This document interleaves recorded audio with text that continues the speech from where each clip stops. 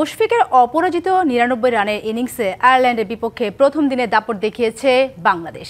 দিন শেষে টাইগারদের সংগ্রহ ৪ উইকেটে ২৯২ রান।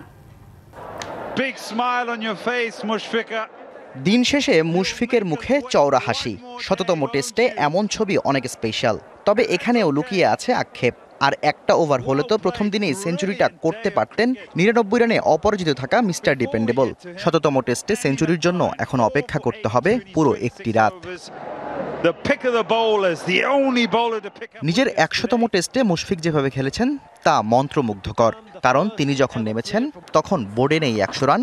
প্রথম সেশনেই ম্যাকব্রেইনের ঘূর্ণিতে দুই ওপেনার সাদমান জয় সহ শান্তর উইকেট হারিয়ে বিপদে বাংলাদেশ।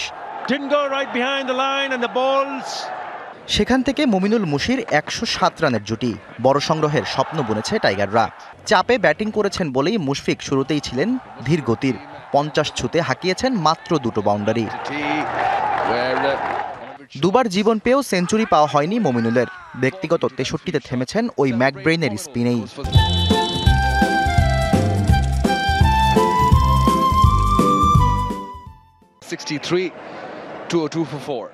দিনের বাকি পথটায় মুশিকে সাপোর্ট দিয়ে গেছেন লিটনও মুশফিকের মতো পার্টনার পেয়ে করেছেন প্রেশারলেস ব্যাটিং।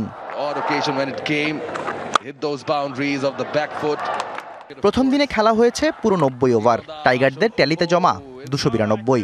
মুশফিক অপরাজিত ৯৯ রানে, যেখানে খেলেছেন ১৮৭ বল।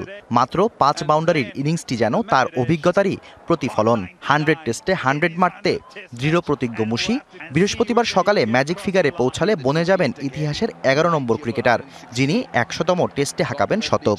মুশির সঙ্গে লিটনের ব্যাটে জমা আছে ৪৭ রান।